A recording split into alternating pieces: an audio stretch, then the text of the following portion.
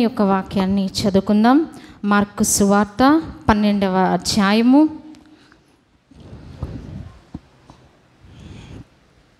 పరిశుద్ధుడైన మార్కు రాసిన సువార్త 12వ అధ్యాయము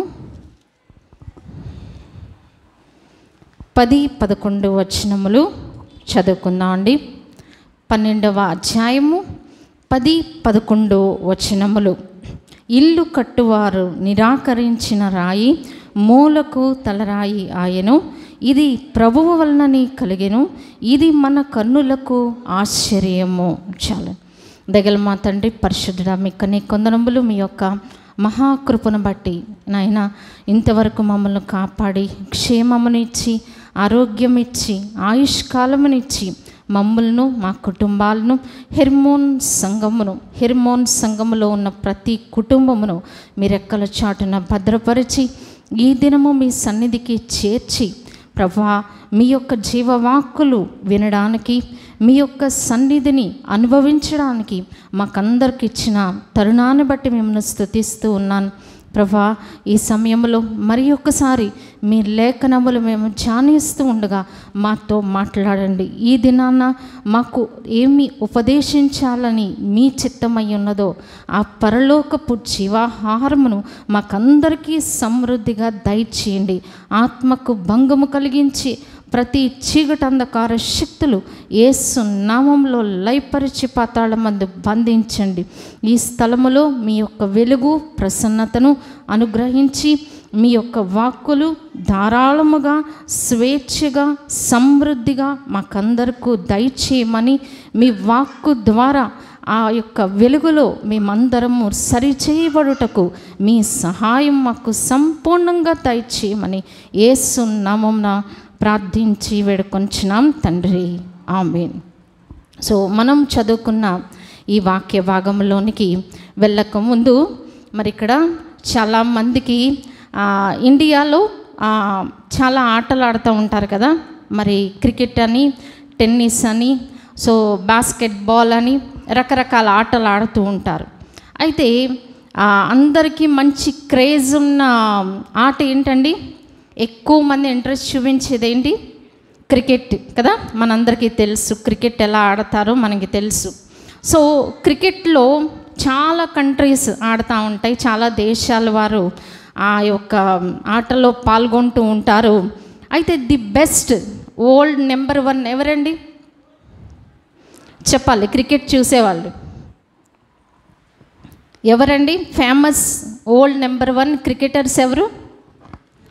ఇండియా కాదు, ఆస్ట్రేలియా. ఎవరండి?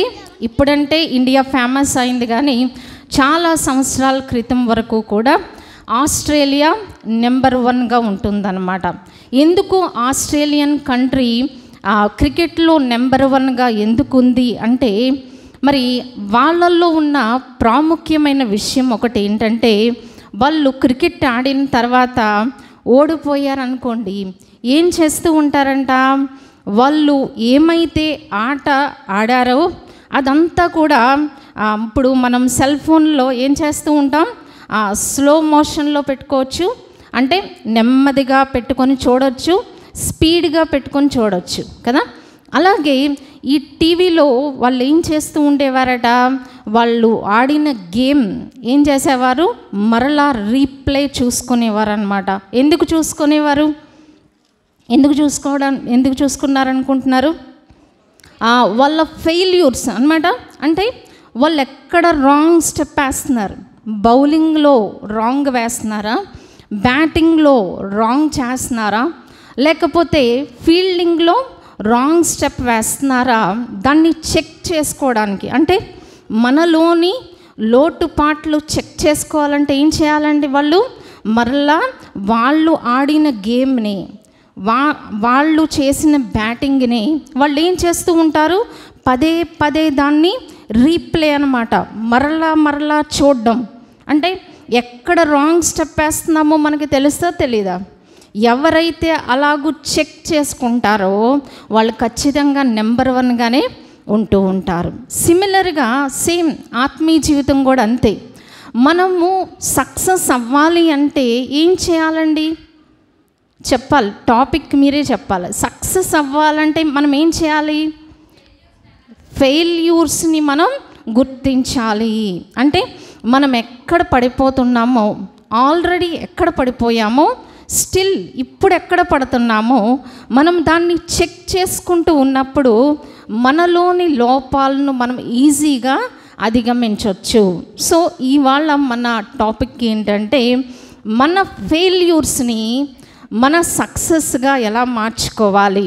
అంటే మనలోని లోటుపాట్లను, మనలోని బలహీనతలను, మనలోని అపజయాలను జయాలుగా ఎలాగో మార్చుకోవాలి. సో ఈ దినం మనం చదువుకున్నాం మార్కు సువార్త 12వ అధ్యాయంలో మనం చదువుకున్నాం కదండి. మార్కు సువార్త 12వ అధ్యాయము 10-11 వచనాలు మనం చదువుకున్నాం. ఇల్లు కట్టువారు నిరాకరించిన రాయి మూలకు తలరాయి. సో ఇల్లు కట్టేవాళ్ళు ఏం చేస్తూ ఉంటారంట? చాలా రాళ్ళు తీసి పక్కన పడేస్తూ ఉంటారు. కానీ ఒక టైం వచ్చినప్పుడు ఆ పడవేసిన రాయిని ఏ విధంగా చేస్తారంట? మూల రాయిగా.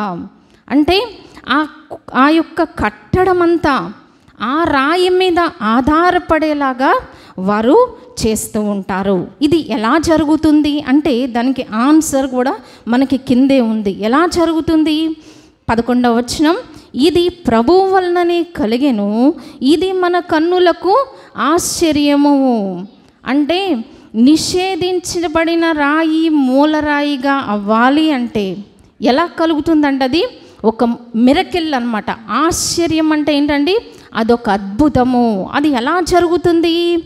ఇది ప్రభువు వలననే కలిగెను. అంటే మన జీవితంలో వచ్చే అపజయాలు విజయాలుగా మారాలి అంటే, ఆశ్చర్యముగా మారాలి అంటే ఎలా జరుగుతుందండి? ఇది ప్రభువు వలననే జరిగెను. సో మన జీవితంలో మనకి తెలుసు, మన అపజయాలు తెలుసు, మన లోటుపాట్లు తెలుసు, ఎక్కడ మనం పడిపోతున్నామో తెలుసు. వాటిని మనం గుర్తించగలిగితే, ఇందాక మనం ఎగ్జాంపుల్ చెప్పుకున్నాం, ఆస్ట్రేలియన్ క్రికెటర్స్ అంత ఫేమస్ అయ్యారు, అంత సక్సెస్ అయ్యారు, వరల్డ్లో నెంబర్ 1గా నిలిచారు అంటే వాళ్ళ యొక్క లోటుపాట్లు వాళ్ళు గుర్తించారు. కానీ విశ్వాసులంగా మనం అంత రివర్స్లో చేస్తూ ఉంటాం. ఏం చేస్తామండి? మన లోటుపాట్లు మానేసి ఎదుటివారి తప్పులు ఎప్పుడు కూడా వెతుకుతూ ఉంటాం. అందుకని ప్రభువారు ఏం చెప్పారు? మన కంటిలో ఉన్న దూలాన్ని మానివేసి ఎదుటివారి కంటిలో ఏం వెతుకుతామంట? నలుసు వెతుకుతూ ఉంటాం. అందుకే మనలోని ఫెయిల్యూర్స్ మనం గుర్తించలేము. ఏ వ్యక్తి అయితే, ఏ విశ్వాస అయితే తన యొక్క అపజయాలను మరి గుర్తించగలుగుతాడో ఆ అపజయాలే విజయాలుగా మార్చబడుతూ ఉంటాయి. సో ఎలా మార్చబడుతూ ఉంటావని మనము బైబిల్లో కొన్ని ఎగ్జాంపుల్స్ మనం చూద్దామండి. మొట్టమొదటిగా మనం చూస్తే అబ్రహాము గురించి మనందరికీ తెలుసు. అబ్రహాము గారు ఏం చేశారు? మరి వారికి 25 సంవత్సరాలు బిడ్డలు లేరు. బిడ్డలు లేనప్పుడు దేవుడు ఆయనకి ఏమి ఇచ్చారండి? వాగ్దానం చేశారు. ఏం వాగ్దానం చేశారు? నేను నీకు ఆ సంతానమును ఇస్తాను అని వాగ్దానం చేశారు. కానీ మరి ఈలోపుగానే అబ్రహాము గారికి ఏమొచ్చింది? కొంత అనుమానం వచ్చింది, నిరాశ వచ్చింది, నిస్పృహ వచ్చింది.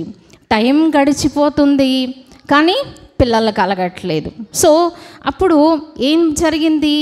అబ్రహాము గారి కన్నా ముందు ఎవరు కంగారు పడ్డారండి? శారమ్మ గారు కంగారు పడ్డారు. శారమ్మ గారు కంగారు పడి ఏం చేశారు? హాగరును అబ్రహాము గారి దగ్గరకు పంపించారు. యాక్చువల్గా అది అబ్రహాము గారి యొక్క పొరపాటు కాదు. ఫస్ట్గా మనం చూస్తే ఎవరి యొక్క మాట విన్నారండి? ఆమె ఈ విషయంలో భార్య మాట విని ఆయన రాంగ్ స్టెప్ వేశారు. అంటే దేవుడిచ్చిన వాగ్దానం కొరకు కనిపెట్టకుండా ఆయన ఏం చేశారు? ఆ యొక్క హాగరు ద్వారా సంతానం పొందడానికి తన భార్య మాట విని దేవునికి విరోధంగా పాపం చేశారు. సో అది దేవునికి నచ్చలేదు. అది దేవునికి నచ్చలేదు. అప్పుడు మరి ఆ తరువాత ఆ యొక్క ఇష్మాయేలు వలన ఎన్ని సమస్యలు వచ్చినావో మనకి తెలుసు. సో ఇదంతా జరిగిన తర్వాత దేవునికి అబ్రహాము గారికి మధ్యన కొంచెం గ్యాప్ వచ్చింది. సో ఆ గ్యాప్ మళ్ళా ఫిల్ చేయబడ్డానికి కొంత టైం పట్టింది. అందుకే ప్రభువారు అబ్రహాం గారితో ఒక మాట అన్నారు, చూద్దామండి. ఆదికాండము 17వ అధ్యాయము, ఆదికాండము 17వ అధ్యాయము మొదటి వచనమండి. అబ్రాము 99 ఏండ్ల వాడైనప్పుడు యెహోవా అతనికి ప్రత్యక్షమై, నేను సర్వశక్తిగల దేవుడను, నా సన్నిధిలో నడుచుచు నిందారహితుడవై ఉండుము. చాలండి. ఇక్కడ అబ్రహాము గారికి దేవుడు మాట్లాడుతూ ఏమన్నారండి? నా సన్నిధిలో నడుచుచు నిందారహితుడవై ఉండుము. ఎందుకంటే ఎందుకు ఈ మాట అన్నారంటారు? ఆల్రెడీ అబ్రహాము గారి మీద నింద వచ్చేసింది. వచ్చిందా లేదా? అంటే ఆయన ఏం చేశారు? దేవుడిచ్చిన వాగ్దానం కొరకు కనిపెట్టకుండా డైవర్ట్ అయిపోయారన్నమాట. అంటే వెయిట్ చేయలేకపోయారు. మరి శారమ్మ గారి యొక్క ప్రోద్బలంతో ఆయన రాంగ్ స్టెప్ వేశారు. కాబట్టి అబ్రహాముకి ప్రభువు ఏమన్నారండి? నా సన్నిధిలో నీవు నడుచుచు నిందారహితుడివై ఉండు. ఎందుకు నువ్వు నీ మీద నింద మోపేలాగా నువ్వు తప్పు చేసావు? సో ఇది కరెక్ట్ కాదు. నువ్వు ఎలా ఉండాలి? నిందారహితుడివై ఉండు అని చెప్పారనమాట. సో ఇదే 17వ అధ్యాయం మనం పైన వెర్స్ మనం చూస్తే ఏముందండి? 16వ అధ్యాయము లాస్ట్ లైన్లో ఏముందండి? హాగరు అబ్రామునకు ఇష్మాయేలును కన్నప్పుడు అబ్రాము 86 ఏండ్ల వాడు. చాలండి. సో ఇక్కడ లాస్ట్ 16వ అధ్యాయం 16వ వచనంలో చూస్తే ఆయనకి అప్పుడు ఎన్ని సంవత్సరాలండి? 86 సంవత్సరాలు. మళ్ళా ప్రభు ఎప్పుడు మాట్లాడారండి? ఇక్కడ కింద ఉంది కదా, 99 సంవత్సరములు. అంటే ఎంత గ్యాప్ వచ్చిందంటారు? 13 సంవత్సరములు గ్యాప్ వచ్చేసింది. సో ఎప్పుడైతే మనము దేవుని చెప్పింది కాకుండా మనము డైవర్ట్ అవుతూ ఉంటాము, అక్కడ ఏం వస్తుందండి? గ్యాప్ వచ్చేస్తుంది అన్నమాట. సో అబ్రహాము జీవితంలో ఇది ఒక అపజయము. కానీ ఈ అపజయాన్ని జయముగా దేవుడు ఎలా మార్చారంటారు? మరలా దేవుడు 100వ సంవత్సరంలో దేవుడు ఇస్సాకును బహుమానముగా ఇచ్చారు. అయితే ఈ 13 సంవత్సరంలో అబ్రహాము గారి జీవితంలో వచ్చిన మార్పులు, అంటే ఆత్మీయంగా మానసికంగా తనలో వచ్చిన పరిపక్వత, తన చేసిన తప్పును గూర్చిన అవగాహన దేనికి ఉపయోగపడిందంటారు? ఎప్పుడైతే ఇస్సాకు పుట్టిన తర్వాత ఇష్మాయేల్ని పంపించేశారు కదా, పంపించేసిన తర్వాత దేవుడు మరలా అబ్రహాము గారికి పరీక్ష పెట్టారు. ఏంటండి ఆ పరీక్ష? ఇస్సాకును బలిగా ఇమ్మన్నారు. కొడుకును తన స్వంత హస్తాలతో బలి ఇవ్వడం అంటే అది సాధారణమైన పరీక్ష కాదు. కానీ ఆ పరీక్షలో ఒక అపజయము పొందిన వ్యక్తి జయశీలుడుగా ఎలా మారాడంటారు? ఈ 13 సంవత్సరాల ట్రైనింగ్ అతనికి ఆ కుమారుని బలి అర్పించడానికి, దేవునికి సమస్తము తను అప్పగించుకోవడానికి ఈ 13 సంవత్సరముల ట్రైనింగ్ అబ్రహాము గారికి ఉపయోగపడింది. అలాగే మన జీవితాల్లో వచ్చిన అపజయాలు, అపజయము అనుకోకుండా ఆ అపజయాన్ని మనం ఏం చేయాలండి? జయముగా మార్చుకోవాలి. ఎలా మార్చుకోవాలంటారు? మనలో వచ్చే పశ్చాత్తాపము, మనలో వచ్చే పరితాపము, దేవుణ్ణి మనం ఎంత బాధ పెట్టాము అనే పెయిన్ మనల్ని ఏం చేస్తూ ఉంటుంది? మనల్ని జయము వైపుకు నడిపిస్తూ ఉంటుంది. సో అబ్రహాము గారు విశ్వాస వీరుడుగా మారారు. అపజయము పొందిన వ్యక్తి 22వ అధ్యాయంలో ప్రభు ఏమంటున్నారండి? నీవు నా మాట వినినందున. సో అప్పుడు అబ్రహాము గారు మాట వినలే. కానీ ఈ గ్యాప్లో ఆయన ఏం నేర్చుకున్నారండి? అపజయాన్ని జయముగా మార్చుకున్నారు. విశ్వాసులకు తండ్రిగా అబ్రహాము మార్చబడ్డారు. సో అబ్రహాము జీవితంలో అపజయము జయముగా మారినట్టే మన జీవితంలో వచ్చే అపజయాల గురించి నిజముగా మనలో పశ్చాత్తాపం ఉంటే మనం ఏం చేస్తాం? మన జీవితాన్ని ఆ అపజయముని జయముగా మనము మార్చుకోగలం. సో రెండవ వ్యక్తి మనం చూసినట్లయితే దావీదు గురించి మనందరికీ తెలుసు. దావీదు ఏం చేశారండి? ఆయన ఎన్నో జయాలు పొందిన తర్వాత ఒక పాపమైనా చేశారు. ఒక పాపం కప్పుకోవడానికి మరొక పాపం చేశారు. మరి ఆ యొక్క బెత్షెబాతో పాపము చేసినారు. పాపాన్ని కప్పుకోవడానికి ఏం చేశారండి? ఆ ఊరియాను చంపించాల్సి వచ్చింది. సో ఒక పాపాన్ని కప్పుకోవాలంటే అది అవ్వదు. ఎలా అవుతుంది? మళ్ళా ఇంకో పాపం చేయాలి. ఒక అబద్ధాన్ని కవర్ చేయాలంటే ఏం చేయాలండి? ఒక అబద్ధం ఆడడం, అబద్ధాన్ని కవర్ చేయాలంటే ఏం చేయాలి? ఇంకొక అబద్ధం ఆడాలి. అంటే ఒక పాపాన్ని కవర్ చేయాలంటే అది ఇంకొక పాపంతోనే కవర్ అవుతుంది. కానీ ఆ పాపము పరిహరించబడాలంటే యేసు రక్తం మాత్రమే దానికి పరిష్కారం. సో ఈ దావీదు గారు పాపం చేశారు. పాపం చేసిన తర్వాత ఆయనకు చాలా గొప్ప శిక్ష వచ్చేసింది. వచ్చిందా లేదా అండి? చాలా గొప్ప శిక్ష. తన స్వంత కుమారుడే అబ్షాలోము తిరుగుబడి రాజ్యం ఏలుతూ తను అడవిలోనికి పారిపోయి మరలా తన జీవితంలో ఎన్నో శ్రమలు పొందాడు. సో వీటన్నిటి నుంచి దావీదు ఏం నేర్చుకున్నాడండి? కీర్తనల గ్రంథం 51వ అధ్యాయం చూద్దాం. కీర్తనలు 51వ అధ్యాయము. ఈ 51వ అధ్యాయం అంతా ఆల్రెడీ మనందరికీ తెలిసిన అధ్యాయమే. సో ఇక్కడ టాప్లో ఇది ఏ కాంటెస్ట్లో రాయబడిందో మనకి తెలుసండి. ప్రధాన గాయకునికి దావీదు బత్షెబ యొద్దకు వెళ్ళిన తర్వాత నాతాను ప్రవక్త అతని యొద్దకు వచ్చినప్పుడు అతడు రచించిన కీర్తన. చాలండి. ఇదంతా కూడా ఏ కాంటెస్ట్లో ఏ సందర్భంలో రాశారు? ఇది దావీదు పాపము చేసి తిరిగి ఆ పాపాన్ని తను గుర్తించి గ్రహించుకున్న తర్వాత రాసిన కీర్తన.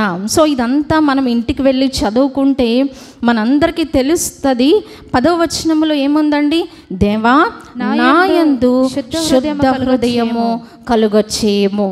సో ఆయనకి శుద్ధ హృదయము లేదని అర్థమైంది కాబట్టి తన పాపాలని తను ఎక్నాలెడ్జ్ చేసుకుని నేను పాపిని అని గ్రహించి దేవుని దగ్గర తన పాపములు ఒప్పుకొనుట ద్వారా, అందుకని ఇక్కడ ఈయనకి ఏమొచ్చిందంటే 17వ వచనంలో విరిగిన మనస్సు.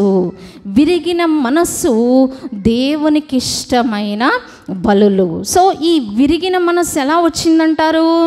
అబ్షాలోము లేవడం, అబ్షాలోము రాజ్యాన్ని స్వతంత్రించుకోవడం, ఆ అబ్షాలోముకి భయపడి రాజుగారు అడవిలోకి పారిపోవడం, అక్కడ ఎన్నో కష్టాలు ఎదుర్కోవడం, అబ్షాలోము మరణం, వీటన్నిటి ద్వారా ఈ యొక్క దావీదుకి ఏమొచ్చిందండి?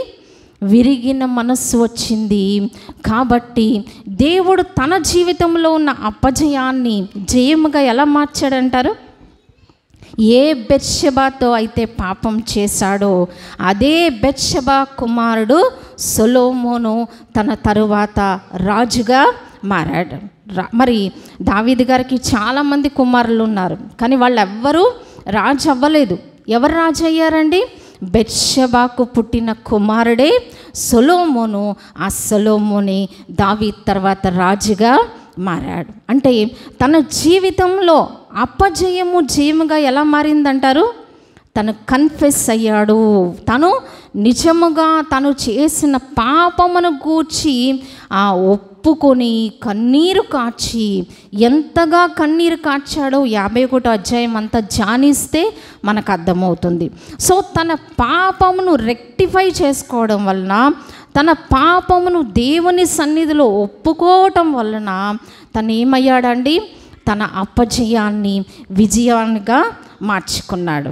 సో మన జీవితంలో గతించిన కాలంలో మనం ఎక్కడ పడిపోయామో, ఎక్కడ మనం ఓడిపోయామో, ఆ ఓటమిని మనం ఎలా చేసుకోవచ్చు? జయముగా మార్చుకోవచ్చు. ఇది ఎలా కలుగుతుందండి? ఇది ప్రభువు వలననే కలిగెను. ఇది మన కన్నులకు ఆశ్చర్యము.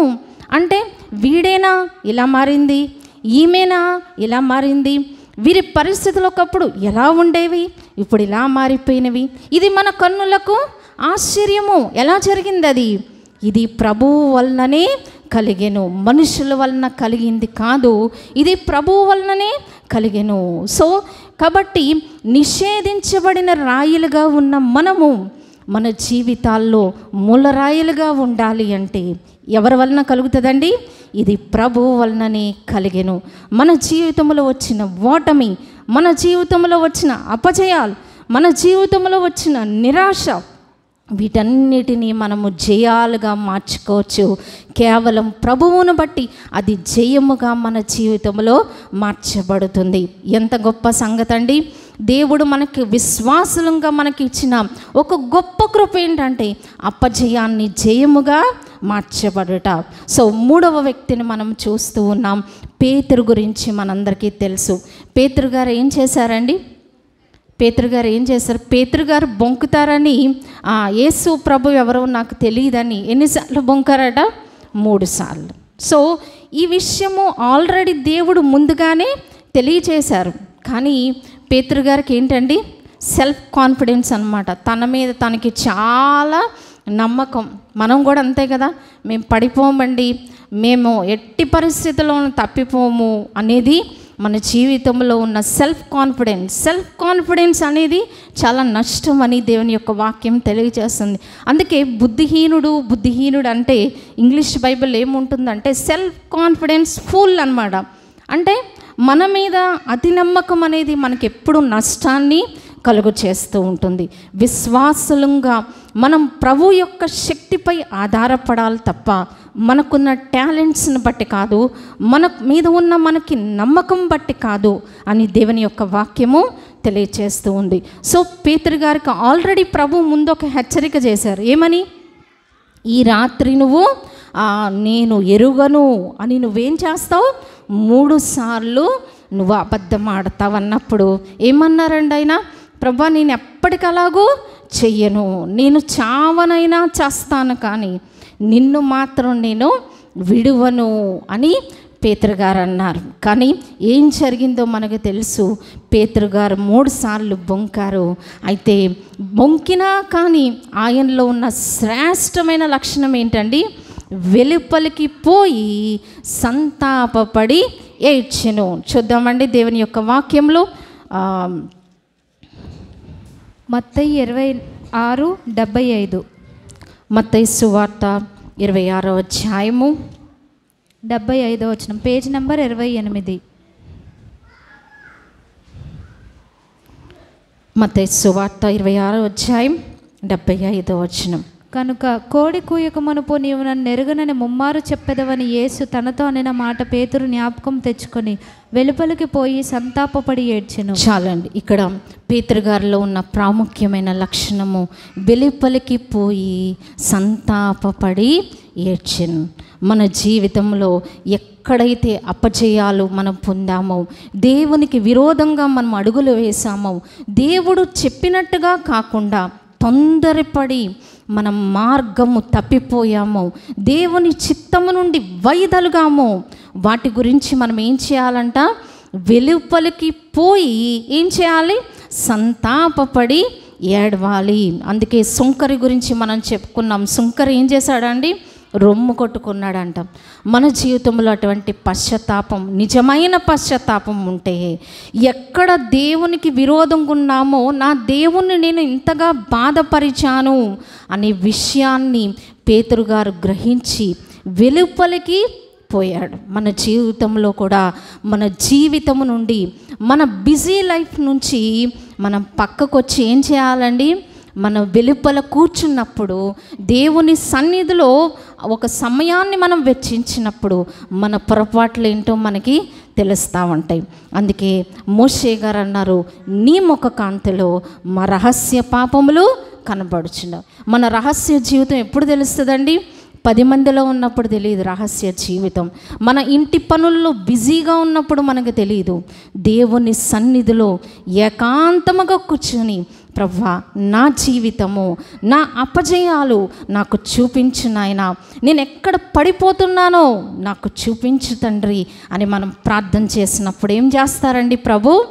వెలుపలికి పోయినప్పుడు మన పాపములన్నీ ప్రభు మనకి చూపించేవారై ఉన్నారు. అప్పుడు ఏం చేయాలండి? మనం సంతాపపడి ఏడవాలి. మన జీవితంలో సంతాపపడే అలవాటు మనకుందా? ఎదుటవారు ఏదో అన్నారని మనం సంతాపపడతాం, కానీ మనము దేవుణ్ణి ఎంత బాధ పెడుతూ ఉన్నాం? ఆయన చిత్తము నుంచి మనం పక్కకు తొలగిపోతూ ఆయన మనస్సును ఎంత గాయపరుస్తున్నామో తెలుసుకుంటున్నామా ఎప్పుడైనా? నా దేవుణ్ణి నేను ఎంతగా బాధ పెడుతూ ఉన్నాను, నాకు ఇన్ని అవకాశాలు ప్రభు ఇస్తూ ఉన్నారు కదా, వాటిని నేను సద్వినియోగం చేసుకుంటూ ఉన్నానా? దేవునికి దూరమైపోతున్నానా? ఆయన చిత్తములో నేను ఉంటున్నానా? ఆయన చిత్త ప్రకారం నేను జీవించకపోతే ఏం చేయాలండి? పేతురుగారిలాగా వెలుపలికి పోయి ఏం చేయాలండి? సంతాపపడి ఏడ్చాడు. సో పేతురు అపజయము జయముగా మారింది. ఎలా మారిందండి? దయచేసి దేవుని యొక్క వాక్యం చూద్దాం. ఇదే మత్తయి సువార్త 16వ అధ్యాయం. మత్తయి సువార్త 16వ అధ్యాయం 16-18. మరియు నీవు పేతురువు, ఈ బండ మీద నా సంగమును కట్టుదును, పాతాళలోక ద్వారంలో దాని ఎదుట నిలువనేరవని నేను నీతో చెప్పుచున్నాను. చాలండి. పేతురు అపజయము ఇక్కడ ఎలా మారిందండి? జయముగా మార్చబడింది. సో ఏ పేతురు అయితే మరి అంత సెన్సిటివ్గా తన పాపంలో పడిపోయాడో అదే పేతురును దేవుడు ఎలా మార్చారండి?